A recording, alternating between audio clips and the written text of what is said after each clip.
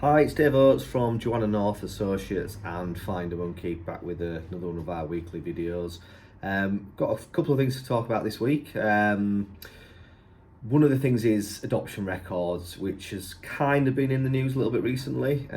People might not be fully aware of it because it's not always the top of, it's not always headline news, but it's something that's important to people who are affected through adoption and looking for records especially, and also just about a case that we've had this week which probably highlights a really interesting point to us, so I'll come on to that first.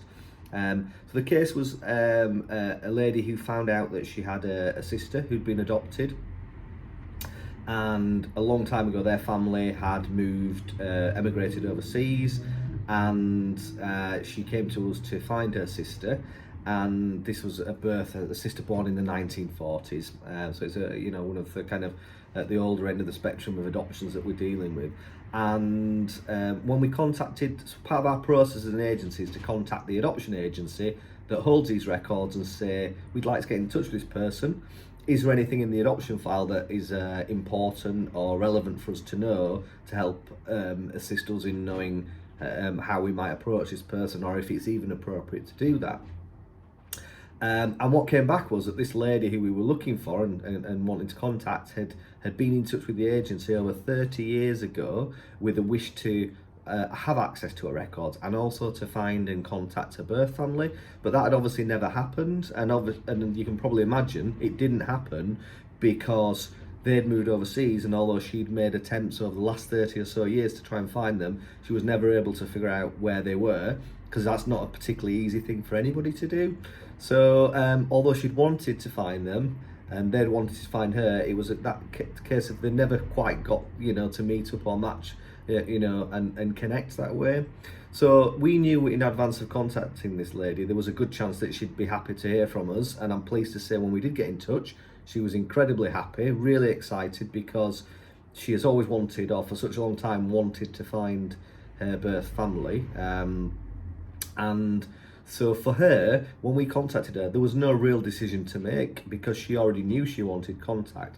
So our approach to her was relatively straightforward from our point of view, and a very easy decision for her to say yes to us that she would like to be in touch, because that decision was made a long time ago. We just needed to give her some more information, give her a little bit of time to really for the shock of the fact that we'd got in touch. But I'm pleased to say, we have arranged contact, and I'm hoping, that they will be speaking as I'm recording this now. So that's really, I think it's easy. The point I guess I'm trying to make is it's easy when you know somebody's out there or believes people are out there and you would like to be in touch, when that approach comes, that you want to say yes to that contact.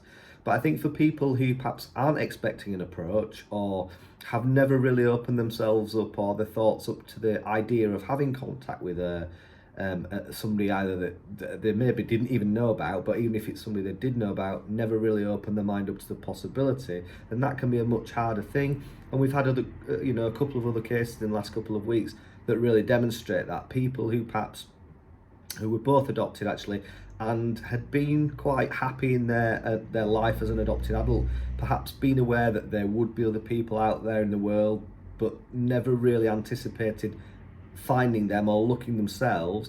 But yet when we approach them, we're asking them we're opening that up for them and asking them to think about it. And clearly that takes time, because you've got to shift your mindset from a sort of fairly closed thinking to that's never going to happen, to now thinking, well, it could happen, but now I've got to think about whether I actually want it to happen. That's where our work really comes into its own, because that's where we can really help people, help them understand what's going on, help them understand how they might be feeling about various aspects of this, and for them to come to a decision that's right for them. Anybody we contact, we always say to them, look, this is your decision, your choice about what happens next, and therefore we encourage them to take the time to think about it, but also to make the right decision for themselves.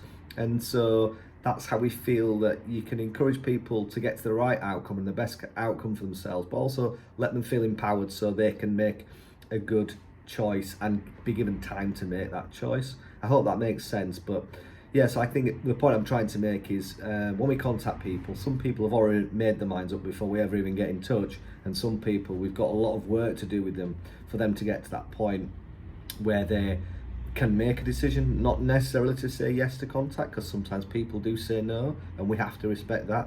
But actually, just to help people make the right decision is what the intermediary service, I suppose, is really all about. The other thing that I wanted to talk about today, and I say this is the bit that's perhaps been in the news, is adoption records and finding adoption records. I will often talk predominantly about England and Wales because that's where the vast majority of our work tends to be. But England and Wales records can be incredibly hard to track down because historically adoption agencies who perhaps dealt with adoptions no longer exist. And you can have this process of trying to track these records and having to contact various places and agencies, and it can be quite difficult to get responses from people or to understand what's going on. I think a lot of people can give up because of the difficulties that they face.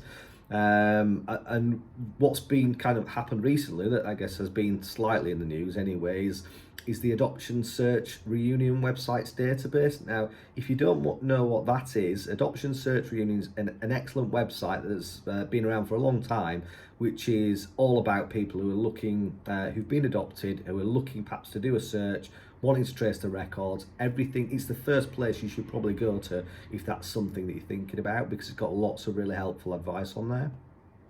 They have a database which will tell us which all the different historic adoption agencies that we know about, but not only about those agencies, but where their records may be now.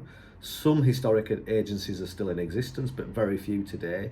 Most of them have closed because the number of adoptions that we see today is so few compared to how it was in certainly the late 60s when numbers of adoptions really peaked in this country. And these records can be incredibly hard to find, as I've said, and they're passed on to local authorities, other agencies, and sometimes they've been passed around several times to different places. So it can be quite hard to understand, and some of these agencies change their names several times, so figuring out what's going on, it can be a real minefield to people. But this database is accessible again because it had been shut for some reason for a while. And you can put the name of the agency that perhaps dealt with your adoption in there, and it will tell you if that agency is still open, if it's not, where those records might be now, and give you a really good idea of where you need to look.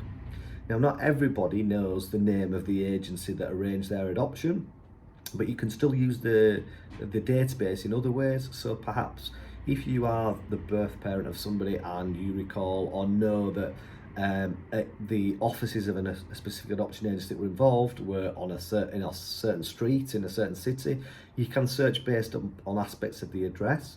You can also search based upon employees, so people who worked within the agency. So if there's a well-known adoption worker or social worker that works for that agency, you can put their name in and you might find information that way. So there's lots of ways that it can be incredibly helpful. There are also lots of mother and baby homes details on that database as well. So you can search based on the mother and baby home.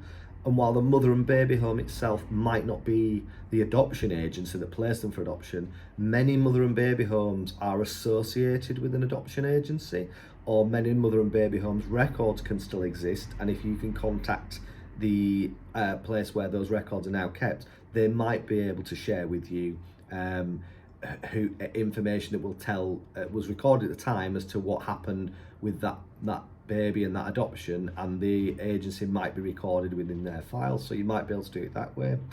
So I hope that all makes some sense and is helpful to people. As I say, if you want to look on the Adoption Search Reunion website, I would advise it. It's just Google it and you'll find it very easily. It's an incredibly helpful website.